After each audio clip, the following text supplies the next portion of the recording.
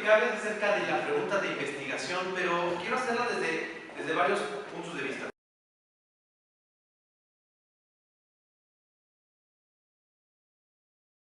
Lo primero es que les voy a tratar de decir por qué preguntamos.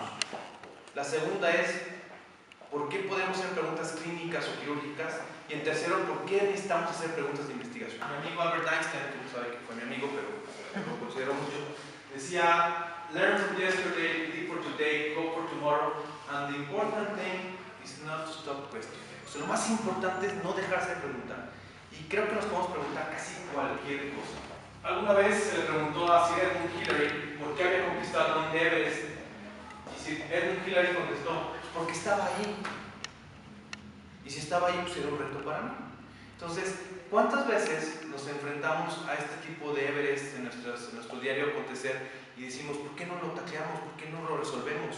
¿Por qué le damos la vuelta? Si está ahí, pues ya hay que subirlo. Entonces empezamos en la serie de las preguntas. Y entonces decía Lewis Carroll, a través de la historia del País de las Maravillas: ¿me podría decir qué camino a tomar desde aquí? Pregunta dice. Eso depende en buena medida del lugar donde quieras llegar, respondió la decisión. No importa mucho dónde llegar, contestó Lisa desesperada. Entonces, respondió el gato, no importa el camino que tomes. Si no sabemos qué queremos, pues no vamos a preguntarlo. Y si no sabemos preguntarlo, no lo vamos a encontrar nunca. Vamos a encontrar cualquier cosa menos lo que estamos buscando. Entonces hay que entender cómo preguntar. Claro que viene otro problema, que la verdad es que todos eran bien drogos, entonces no hay que creerles mucho en este tema. ¿Okay? Todos forman hierro así como que muy desagradable. Uno de los puntos más importantes donde empezamos a preguntarnos las cosas, y no nomás a depender de lo que nos dicen los expertos o la gente que nos rodea, es que tenemos que reconocer de una manera autocrítica agujeros en nuestra preparación profesional. Yo creo que todos nosotros tenemos grandes agujeros, pero no los reconocemos. Tenemos cosas que le hemos sacado la vuelta y que son deficiencias personales en nuestra formación. ¿Por qué? Porque estuviste enfermo, porque ese día no viniste, porque te quedaste dormido, por lo que sea. Tenemos grandes conocimientos, agujeros de conocimiento que a la hora de poder actuar como médicos o como cirujanos nos hacen una terrible falta y necesidad. Entonces, lo primero para empezar a preguntarse las cosas es fomentarnos la autogestión del conocimiento. O sea, yo tengo que conocer cosas porque me interesa llenar esos huecos del conocimiento, porque me van a servir para hacer mejor las cosas. Entonces, lo primerito, si tú ya lo sabes todo, entonces pobre de ti, porque tú ya no vas a aprender. Entonces yo conozco gente de 20 años que ya lo sabe todo, así como conozco gente de 70 que lo sabe todo. Si ya lo sabes todo, ya no puedes aprender. Eso es muy triste. Entonces lo primero que tienen que hacer es que si quieren realmente preguntarse, investigación clínica, lo que sea, quirúrgico, es: no tengo esta información. Si ya la tienes según tú, entonces no la puedes gestionar. Entonces tienes que decir: a ver, primero vamos a decir, no sé. Ya cuando dices no sé, empieza el camino para allá. Porque ahí sí emprendes la búsqueda de la información. Y entonces vienes a estas sesiones, vas al internet, vas al libro, le preguntas a alguien, al maestro, a alguien le preguntas, pero ya tienes que emprender esta búsqueda de información, después satisfacer la búsqueda y por último implementar lo encontrado. ¿Cuántas veces nos quedamos en la parte de: sí, ya encontré un artículo muy padre, oye, ¿por qué sigues haciendo exactamente lo mismo? Bueno, lo que pasa es de que no salimos de nuestra área de confort. Tenemos conocimiento pero no lo aplicamos. Entonces el círculo es realmente ese. Ya cuando lo apliques, ese conocimiento aprendido, te vas a dar cuenta que vas a tener que estar siguiendo el círculo. Ok, ahora le encontré estas cosas, tengo que volver a preguntarme. Y eso es lo que lo convierte en un elemento muy delicioso. Pero ¿qué nos preguntamos realmente? Entonces hay básicamente dos tipos grandes, hay muchos tipos de preguntas, pero hay básicamente dos tipos de preguntas. Preguntas básicas que le llamamos de background, que son de conocimientos generales y que tienen básicamente dos componentes: quién, qué, cómo, cuándo, y habitualmente es una enfermedad. Son preguntas que ustedes ya no se hacen mucho. ¿Qué causa la neumonía? ¿Cómo causa el reflujo vesiculateral de las infecciones urinarias? ¿Por qué los pacientes con reflujo vomitan? Son preguntas que para ustedes dirán: pues es muy obvio, ¿no? Pero por ejemplo alguien que es novato en el arte de la medicina, pues a lo mejor son preguntas que ¿cómo causa la neumonía? No tengo idea, ¿Es una bacteria? ¿Qué es? Entonces, estas preguntas de background, muchas de las ocasiones las confundimos con preguntas de primera línea o foreground. Estas son preguntas que contienen conocimientos específicos acerca básicamente de un padecimiento o bien de una etiología o pronóstico, diagnóstico o tratamiento, y habitualmente, clínicamente las dividimos en esto: paciente, intervención, comparación, resultado. Ahorita vamos a andar un poquito en esa parte que me gustaría que ustedes lo pudieran introducir a sus elementos. Si ya lo han hecho, pues también me parece muy bonita. Entonces aquí tenemos el Furman. Y abajo tenemos la línea de la experiencia con la enfermedad. Entonces, obviamente, un estudiante de medicina, pues obviamente tiene esta parte, tiene mucho background y tiene muy pocas preguntas de Furman. Todo es nuevo para él, no tiene idea de nada, no sabe por qué el reflujo, no sabe nada. Entonces, este estudiante de medicina, pues obviamente empieza a leer los libros, me parece muy buena idea, empieza a preguntar en el aula, ¿no? Dice, oye, no termina la etapa inicial de la introducción a esto y ya eres residente, o estás en el internado, o estás en las primeras de la residencia, pues te conviertes en alguien que ya tiene pocas preguntas o la mitad de las preguntas de background y mucho más preguntas de foreground. Ya quieres saber cuál es el mejor tratamiento, cómo le puedes hacer, ya empiezas obviamente a tener más contacto con artículos de primera necesidad y los libros van dejando de ser de utilidad puesto que no te están renovando de manera rápida. Obviamente tienes acceso a una gran cantidad de información en internet y por supuesto que tus pares te ayudan muchísimo, ¿no? Obviamente que ustedes en el área quirúrgica lo saben mejor que nadie, no es lo mismo el de primer año que el segundo que el tercero que el que tiene 10 años operando. O sea, la capacidad para resolver, para ubicar, para todos es mucho más importante. Necesita seguir alimentando esta situación. Entonces, ante una situación clínica o quirúrgica nos exige cierto conocimiento que ya tenemos, ya lo aprendimos, de algunas veces lo memorizamos o lo que sea, y entonces vamos a experimentar una respuesta mental y emocional que le llamamos resonancia cognitiva y tomamos decisiones rápidas. ¿Quién sabe cuál es el? Es esto. Muy bien. ¿Qué pasa cuando estás en el pase de visita y te hacen una pregunta y no tienes la más remota idea ni de qué te están preguntando? Entonces experimentas algo muy feo. Entonces, la disonancia cognitiva es un motivador muy poderoso, pero tenemos que enfocarlo. ¿Y cómo lo enfocamos? Si tu respuesta es negativa, tienes ansiedad, culpa, vergüenza, nosotros lo que hacemos es castigar a la gente que no sabe. Pero sin embargo, tiene una respuesta positiva, aunque sea agresiva, va a decir, esta es la última vez que me agarran en el pase de guardia, ahora sí lo voy a saber. Y se va a poner a investigar y se va a poner a buscar. Entonces, hay que tratar de entender nosotros cómo respondemos ante la disonancia cognitiva y cómo la gente que está abajo de nosotros también va a responder a eso. Si tienes alguien que responde mal a la disonancia cognitiva, si tú lo castigas, pues eso va a estar. ¿De dónde y cuándo surgen las preguntas en nuestros pases de visita? Se ha calculado que 2 preguntas por cada 3 pacientes. Si tú ves 25 pacientes en un pase de visita, tienes alrededor de 15 preguntas. Y son preguntas complejas, pero muy específicas para cada paciente. 2/3 partes de las preguntas generadas no se van a contestar y estas tienen un impacto directo en el cuidado de los pacientes. ¿Qué significa esto? ¿Realmente será necesario este procedimiento? Pues quién sabe si es necesario y no vamos a resolverlo porque ya tenemos que cambiar y entramos a cirugía y ya no vamos a poder resolver esta pregunta y se nos va quedando, se nos va convirtiendo en una bolsa de conocimiento. Surgen virtualmente de cualquier punto del trabajo clínico y quirúrgico, incluido el quirófano. Están en quirófano y de repente pueden hacer una cosa y decir, oye, ¿este es el procedimiento adecuado? ¿Realmente esto que estoy haciendo es válido o no? ¿Cuándo buscamos las respuestas? Cuando las preguntas son urgentes o cuando estamos confiados en que vamos a encontrar una respuesta. Yo lo vi por ahí en un artículo, tengo que encontrar ese artículo que yo revisé porque ahí estaba la respuesta, ¿no? Y cuando es muy urgente porque necesito resolver esto, porque si no en el pase de guardia me van a fregar, bueno, lo encontramos. Pero si no, no. Vamos a poner un pequeño ejemplo, un poquito para que vean ustedes cómo planteamos las preguntas clínicas estructuradas para que podamos encontrar una respuesta. Una mujer de 40 años que ingresa a urgencias por una historia clínica de dolor abdominal, epigastrio, irradiado de espalda, la zona epigástrica estaba firme, dolorosa la palpación, la lipasa acética ligeramente elevada y pues ahorita todo el mundo me va a decir el diagnóstico. ¿No? El diagnóstico es una pancreatitis aguda. ¿Okay? Tenemos este cuadro. Resulta que ¿qué preguntas sobre esta paciente harías para ofrecer un mejor servicio y cuidado de la misma? Entonces las preguntas son, pues, ¿cuáles son las causas de la pancreatitis aguda? ¿Cuándo ocurren las complicaciones y cuál es el tratamiento? Las dos primeras son un poquito como de background y la última es un poquito como de foreground. ¿Qué tipo de preguntas se pueden hacer? Por ejemplo, en pacientes con dolor abdominal y sospecha de pancreatitis aguda, los niveles de amilasa sérica o lipasa sérica confirmarían el diagnóstico comparados con un patrón de referencia. O sea, nada más con eso. Y entonces ya tengo una serie de palabras clave donde yo puedo buscar en internet las respuestas a esto. O bien, en pacientes con pancreatitis aguda, la zona nasogástrica de rutina, en comparación con la colocada por síntomas, ofrece la curación o nivel de complicaciones suficiente para valer toda la incomodidad adicional. Muchas de las ocasiones nosotros reaccionamos de una manera mecánica y decimos, pancreatitis aguda, sí, como no, la sonda. Oye, pero no, dijo que la sonda, órale. Entonces la pregunta es, ¿le ponemos la sonda realmente porque sabemos la evidencia de poner la sonda o lo hacemos mecánicamente? Pero sería padre que si no existe evidencia en la literatura, nosotros pudiéramos entonces provocar encontrar esta evidencia. Y si no existe, nosotros hacer el estudio, ¿por qué no? Es decir, a ver, vamos a ver si no está aquí, vamos a plantearnos una buena pregunta y si no hay literatura que la vale, vamos a hacer un estudio acerca de cómo es que puedo ponerlas. Actualmente no respondemos las preguntas que nos surgen con el paciente porque cuando queremos ponerlas en contexto y queremos meternos al internet no sabemos cómo hacerlo.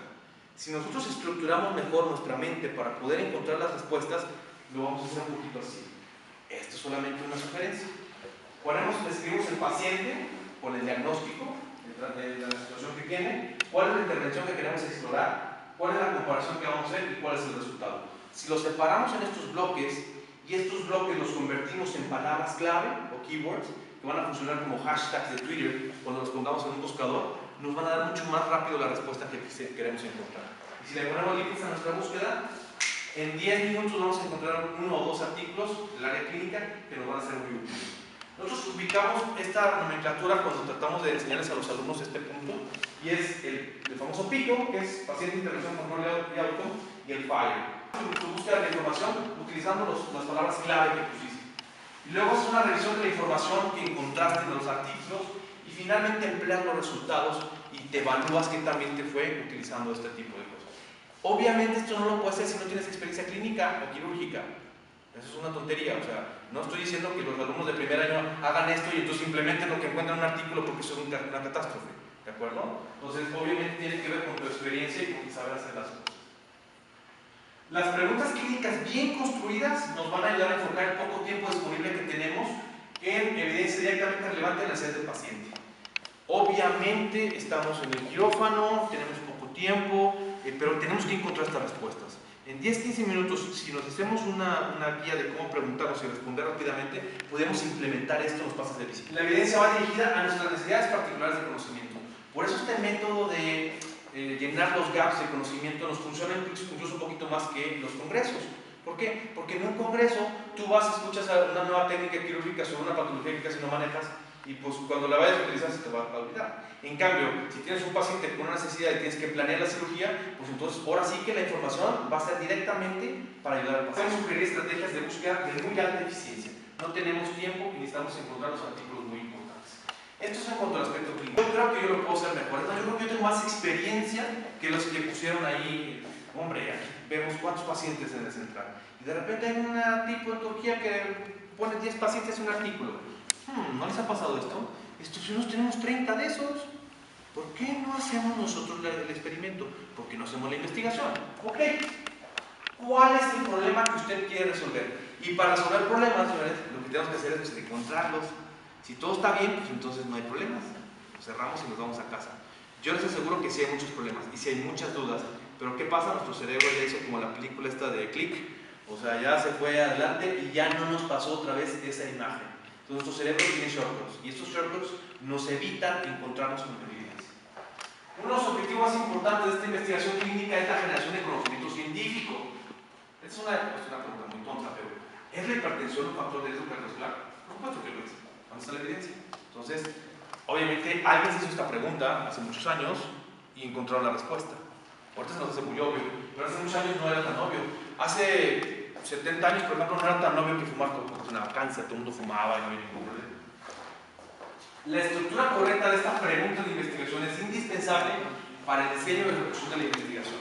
Si tú no tienes muy claro tu pregunta, no puedes entender cómo está tu funcionamiento en relación al diseño de tu investigación. Por ejemplo, la prueba X tiene mayor validez diagnóstica que la prueba Y para la detección de la nefropatía diabética. Y aquí quiten esto y pongan algo más sencillo, por ejemplo, apendicitis. O sea, la prueba fulano, la manera fulano, tiene mejor predictor diagnóstico que la otra prueba. ¿Cómo poder saberlo? ¿Cómo saber cuál es la que más nos beneficia en nuestra praxis? Pues hay que hacer una investigación acerca de eso. Hay que responder a nuestras dudas. Las 5 fuentes más comunes de preguntas de investigación son, y esto es para todos los tesistas, muy importante. Porque si digo, pues yo no tengo preguntas realmente. Ok, la experiencia, oye, ya he hecho este procedimiento y de repente el doctor lo hace de una manera y el otro doctor lo hace de otra manera. Qué raro, ¿cuál será la mejor realmente? ¿Quién tendrá mejor pronóstico a largo plazo? La bibliografía especializada, la aparición de nuevas tecnologías, el escepticismo, la observación y las fuentes externas. Obviamente, cuando uno no sabe nada del tema, pues es muy difícil que la experiencia lo lleve. pero sí que puede beneficiarse de escuchar a la gente que tiene más experiencia que nosotros. Y entonces decir, oye, es que los escuché hablando y resulta que esto yo no sabía, voy a buscar, a lo mejor ahí encuentro algo que pues, a lo mejor no conocía, pero que puedo investigar, ¿no? Y también la experiencia de otras personas a través de los congresos. ¿Cuántas veces no les han encontrado que ustedes tenían una manera de hacer las cosas y de repente en un congreso se encuentran con que un colega de otro lado lo hace de una manera totalmente diferente? Y dice, oye, me gustó. Sí, nada más que son observaciones personales y no he hecho, oye, pues ¿por qué no hacerlo aquí? Y entonces hacemos un trabajo de investigación a través de esa pregunta que alguien nos dio, ¿no? La bibliografía especializada. Obviamente, con mucha frecuencia las preguntas de investigación surgen de esta literatura que nosotros hagamos de los principales journals que tenemos a la mano. Esto nos ayuda a investigadores inexpertos, por ejemplo, a encontrar problemas clínicos o quirúrgicos que aún no se han entendido por resueltos. Casi siempre en todos los artículos al final ponen limitaciones y tal. Esto es lo que sabemos de este artículo, de este trabajo, pero la verdad es que faltan otras cosas. Yo le voy a entrar a eso. Eso me gustó. Ahí hay un juego en el conocimiento y yo lo voy a resolver. Como dice Sirena Hilary, ¿no? Lo escalé porque estaba enfrente. La aparición de nuevas tecnologías. Bueno, resulta que el área quirúrgica se ha beneficiado de la aparición de la robótica, de muchas otras cosas que permiten que, por ejemplo, ustedes tengan menos complicaciones. Pero esto, pues obviamente hay que investigarlo, hay que preguntarse, ¿podré yo hacer esto a través de este nuevo método? O sea, y esto nos va a mantener con preguntas. O sea, si esto lo hacíamos así, ¿será mejor o será peor hacerlo de otra manera? Les voy a poner un ejemplo muy rápido. ¿Qué será mejor para aprender a funcionar el sacar muestras? Que les digamos, oye, mira, sácale la muestra, es así, tal, le pongamos un video, o que practiquen en un brazo armado donde puedas tú experimentar cómo se saca la sangre antes de pasar al individuo ya en serio. Entonces hicimos este experimento y lo que hicimos fue con un score validamos qué tan bien lo estaban haciendo de acuerdo a un checklist que teníamos. ¿Y qué creen? Pues resulta que a los alumnos que nada más les pusimos el video, les dijimos, bueno, ahora pica a tu compañero, ya lo dejas todo monitoreado. Hicieron un peor performance que aquellos que les dijimos, ve el video, ahora aquí está el brazo que tiene el flujo y sácale sangre y ahora sí vete con el paciente al central. Los que creen tenían menos funciones, tenían menos errores y lo hacían más rápido que la gente que nada más le pusimos el video. Entonces, ¿qué quiere decir? Que podemos incorporar esa tecnología. Ahorita tenemos ya la evidencia, cuando nuestros alumnos de medicina de esta facultad tienen la evidencia necesaria para decir si mejora el performance, si metemos una tecnología que antes no existía. ¿Ok? Y nada de que, a mí no me vengan con esas cosas. Evidencia. Si no funciona, pues no le entramos. Pero si funciona, ¿por qué no hay que entrar? El escepticismo de la observación, esta a mí me encanta. Yo me considero un escéptico sano. ¿Qué es un escéptico sano? No creo nada, hasta no encontrar evidencia. Entonces, eso está padre porque realmente te obliga a estar todo el tiempo no tomando nada por sentado. Entonces, yo siempre observo los fenómenos y digo, no, pues quién sabe. Necesito más evidencia para poder hacer este punto. Entonces, habitualmente todo el mundo les dice, bueno, fulanito en los 70 dijo que era para arriba. Y todo el mundo, oh, muy bien, para arriba. De veras. A ver, quiero ver el artículo original de fulanito. Ese punto, que ahorita lo vamos a ver más adelante, me ha dado a mí muchos goles que nos han metido durante toda la historia de la medicina. Total. Empezando por mi tesis de la maestría. Mi tesis de la maestría, pues van a decir, no, pues este cuate debe haber hecho una cosa muy... No. ¿Cómo se cierra el foramen oval? Ese fue mi tema. Al principio me querían correr así, como, no manches, ¿cómo es eso? Dije, a ver, díganme, ¿cómo se cierra el foramen oval? ¿Y quién lo dijo? Y eso ya se sabe, hombre, no, hay que meternos a la genética y a las transcripciones y la genómica. Contesten la pregunta. ¿Cómo se cierra el foramen oval? Pues se cierra la sed, seguro. Yo tengo un niño de 3 años que tiene el foramen oval cambiable. ¿Qué pasó? Entonces te vas atrás en la literatura y dices, a ver, enséñame, ¿qué pasó? No, pues todo el mundo dice que 25% de los adultos tienen un foramen oval permeable. Ah, caray, no que se cerraban a hacer. Ya, los neurólogos, si les preguntan a los neurólogos, se van a asustar. Una cuarta parte de la población adulta tiene foramen oval. ¿Qué nos supone que el sistema cardiovascular era sellado? ¿Por qué tenemos un hoyo? ¿Qué nos supone que la madre naturaleza no lo iba a quitar? Y ahí es donde vienen los problemas. Y entonces resulta que me empezaron a ver quién había dicho. ¿Saben quién dijo el 25%? Y todo el mundo lo cita. Hagen y colaboradores. Es un artículo de la Clínica Mayo de 1984. Vamos a ver quién es Hagen. Residente de medicina interna y de eso hizo su tesis. A ver, échame el artículo. 1000 autopsias con un patólogo y empezaron a ver hoyos en el corazón. Y ahí entraron de mole, pinole y pozole y todo. hoyos grandes, chicos, todos fueron forámenes ovales. ¡Wow! ¿Cuántos eran comunicaciones interauriculares? Pues el experto dijo que eran hoyos, y hoyos son hoyos. Entonces ahí empezaron a sacar los números y nadie revisó esa información. ¿Se fijan? Entonces dije, a ver, ¿y las presiones al nacer, de dónde salieron? No los fisiólogos. A ver los artículos de los 70, señores, en gatos y en ovejas. 6 gatos y 6 ovejas los sacrificaron y de ahí sacaron toda la historia que nos cuentan en fisiología. A ver, tiempo, ¿es en serio? ¿Se vean cómo se empieza a complicar todo cuando dejamos de creer las cosas nada más por el simple hecho e intentamos buscar la verdad? Busquen el artículo más citado y se van a sorprender maravillosamente. Las fuentes externas, pues obviamente las conocemos: congresos, docencia. Las buenas ideas intrigan, alientan y motivan de manera personal. Por eso los congresos no son tan malos. Pueden existir muy buenas ideas para nuestras tesis y para todo. Y las buenas ideas pueden servir para elaborar teorías y solucionar problemas. ¿Cuáles son las características que nos hacen hacer una buena pregunta de investigación? Entonces, una buena pregunta de investigación debe tener esas propiedades. Estas propiedades se llaman FINER, es como una mnemotecnia. ¿Y qué significa FINER? Pues la primera es factible, y es algo que casi nunca como tesista te pones a pensar. Todo el mundo lucubrando en la pata de la cucaracha, pero nadie dice, a ver, ¿es factible esta investigación? ¿Es posible conocer los límites y problemas prácticos del estudio? ¿O de plano nos vamos a sacar el Nobel con esto? Deben estar seguros de que disponen los recursos materiales humanos y el tiempo para concretar el trabajo. Y ustedes, la mayoría de los residentes, tienen una vida finita en el servicio, no pueden quedarse 10 años. Tengo el número de participantes adecuado, la experiencia técnica, el tiempo, costo monetario y limitaciones. A la maestría llegó un eminente cirujano pediatra, me dijo, yo quiero hacer mi tesis de la maestría acerca de atresia intestinal. Y voy a hacer una técnica contra otra técnica. Y le digo, oye, ¿cuántos casos de atresia intestinal tienes? No, pues ahí ya lo desarmamos, ¿no? Era atresia intestinal o era atresia esofágica. Era atresia esofágica, que entonces peor. Atresia esofágica, 3 casos por año, una cosa así. Le digo, pues ¿cuándo vas a acabar, individuo?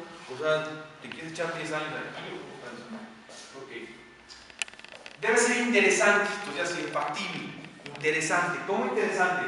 Motivaciones y beneficios para llevar a cabo el estudio. Apoyo financiero, desarrollo profesional e interés para el mismo. Todas esas son las cosas que tenemos que encontrar. No, pues yo creo que voy a usar esta técnica, oye, pero tiene que ir a la usa, a nadie le interesa. Pero a mí sí, no importa. Eso no está bien. Van a gastar dinero, a nadie le va a interesar tu investigación. Debe ser interesante para tu gremio. Yo les llamo como planetas, ¿saben? Porque cada uno tenemos nuestro propio planeta. Yo habito en el planeta de los pediatras y a veces en los cardiólogos pediatras. Pero, por ejemplo, ustedes habitan en el quirúrgico. Pero en este planeta hay muchos subplanetas. Entonces, que en tu planeta donde están tus entes, esto sea muy interesante. Novedosa. Una investigación puede confirmar resultados de trabajos previos, pero habitualmente nos gusta que sean novedosos. Eso causa impacto. ¿Ok? Y en esto de lo novedoso, muchas de las ocasiones hacemos refritos de tesis ya hechas. En los últimos 10 años acerca del uso de la técnica fulanita. Y luego llega el otro, los últimos 15 años de la técnica. Los últimos 20 años, ya tienen toda la historia de la técnica, ya, hay que hacer otra cosa, hay que meterle ingenio y creatividad, ¿no? O sea, no estoy diciendo que los retrospectivos sean malos, pero pues hay que meterle un poco más de ingenio. Ética. Una buena propuesta de investigación debe respetar las normas éticas internacionales. Ustedes dirán, ¿qué perogrullado? Se los juro que hay gente que diga, no, pues a este le vamos a dar placebo, a mi cirugía le vamos a dar placebo, a este lo vamos a operar. A ver, no. Siempre. O sea, no se vale. O sea, tienes que darle un estándar mínimo de decencia, ¿no? Y luego, cuando se sienten muy fregones, llegan al comité de ética, pum, los rebotan, van para atrás y resulta que donde sí van a graduar y van a salir con su tesis, ya no la tienen por una tontería. Entonces hay que pensar muy bien y hay que asesorarse en estos aspectos. Y uno de los puntos más importantes que parecería como lo de interesante, pero es relevante. Y la relevancia es que tiene que contribuir de una forma importante para resolver problemas de las personas de las comunidades. ¿De qué nos quejamos de los investigadores básicos?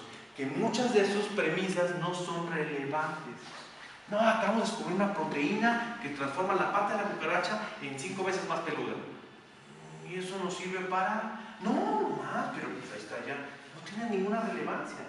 Muchos de nuestros trabajos de investigación no tienen relevancia si no van acompañados de algo que realmente modifique el sentido de ciertos elementos. Por ejemplo, lo que ustedes hacen.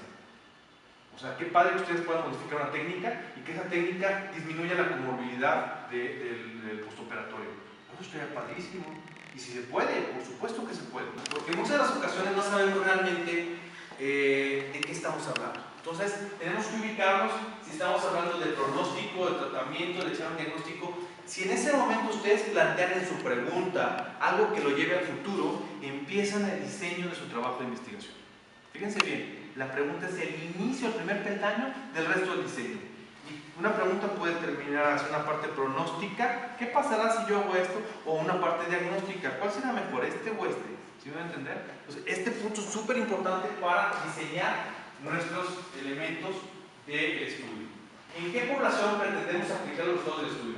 ¿Qué grupo de edad, qué género, estado de salud, lugar y tiempo del estudio? ¿Son marco, espacio, tiempo? Entonces, mi pregunta debe contemplar todos estos elementos. Mi pregunta debe decir, a ver, quiero investigar comparación de dos métodos para realizar el diagnóstico de apendicitis. Ok, en niños, en viejitas, en embarazadas, en ancianos. Son elementos muy diferentes y que esa pregunta va a tener un diseño muy diferente dependiendo de cómo lo hagan ustedes. ¿Existe una intervención o factor de riesgo a estudiar para saber si es de pronóstico o otra cosa? ¿O en qué enfermedades deseamos aplicar esa intervención o factor de riesgo de interés? Todos esos elementos van conformando esta pregunta de investigación que nosotros queremos exponer. ¿Cómo elegimos el tema? Esto es un proceso creativo, de imaginación e ingenio. Las ideas se anotan por escrito conforme aparecen en la mente. Es algo que raramente hacemos. Entonces yo siempre les recuerdo que deben tener por ahí algo, sobre todo cuando estamos buscando su tema de tesis, y entonces abran sus ojos en el pase de visita, en el momento en que están en un acto quirúrgico, en el momento en que se surge una complicación, en cualquier momento, oye, esto es un tema que puedo investigar y puedo saber si realmente está o no. Pero ¿cuántas veces nos pasa que no tenemos nada a la mano y luego se nos olvida? ¿Qué investigar? Obviamente, los temas pueden surgir, sugerir preguntas relevantes en cuanto a frecuencia, factores de riesgo, diagnóstico, manifestaciones clínicas, calidad de vida, aspectos financieros. ¿Cuántas veces hacemos investigación acerca de será más barato ponerle esto o no ponerle esto a los pacientes? Pocas veces nos preguntamos eso. Y a lo mejor decimos, bueno, pues estamos en el hospital central. Ajá, y cuando salgan eso sí va a ser un elemento importante, o si sea en otra institución. ¿Están de acuerdo? Son elementos que a lo mejor de central no importa porque alguien paga. Pero afuera se le va a decir al paciente, oye, no, una cosa más barata, déjame ver. Es igual de efectiva, claro. Y hay que delimitar el tema. Ya que identificamos un tema, hay que reducir la pregunta a una versión que pueda ser manejable. Esto es algo que cuesta mucho trabajo. Habitualmente cuando no tenemos experiencia y cuando somos clínicos o quirúrgicos así, digamos si queremos una pregunta, ¿cómo podemos eliminar de la faz de la tierra la enfermedad? Y es una pregunta así de grande. Y esto, es que eso no lo puedes contestar.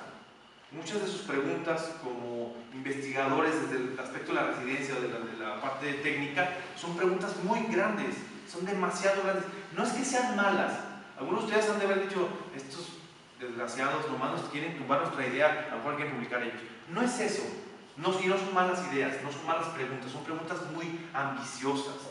La mayor parte de ustedes lo que son ambiciosos, muy ambiciosos, y eso no tiene nada malo. El punto es que tienen un tiempo sí para contestar la pregunta. Y preguntas así no las puedes contestar en este tiempo. ¿Qué hay que hacer? Reducir la pregunta a una serie de preguntas pequeñas. La mayoría de los que hacemos investigación clínica, lo que hacemos es, de una gran preguntota, primero resolvemos esta pregunta y lo publicamos. Luego resolvemos esta pregunta y lo publicamos. Luego resolvemos esta y la publicamos. Ya tenemos 6 y ya contestamos una gran pregunta a través de contestar 6 preguntas. Formas sugeridas para iniciar la pregunta de investigación. No tengo nada y tengo un problema. A ver, ¿qué puedo hacer? Ok, puedo hacer esta tabla. ¿Qué está ocurriendo con este fenómeno aquí en el hospital? ¿Qué puedo hacer para resolver tal complicación que siempre me aparece después de este acto? ¿Qué ocasiona que los pacientes tengan esto? ¿Por qué? ¿Cuándo? ¿Qué tan intensos son? ¿Cuáles son las condiciones? ¿Cuál es la correlación o la asociación entre que aparezca esto con esto otro? ¿Qué condiciones prevalecían antes de que apareciera esto y que ahora aparece? ¿Qué tan eficaz es que haga esto contra esto? ¿Qué diferencias existen entre y qué factores contribuyen a?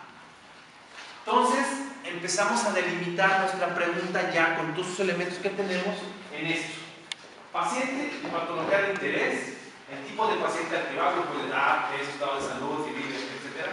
La patología, definición diagnóstica adecuada, cómo se va a medir, entre otros. Sobre todo la última parte, ¿cómo vamos a medir? ¿Por qué es donde viene el problema?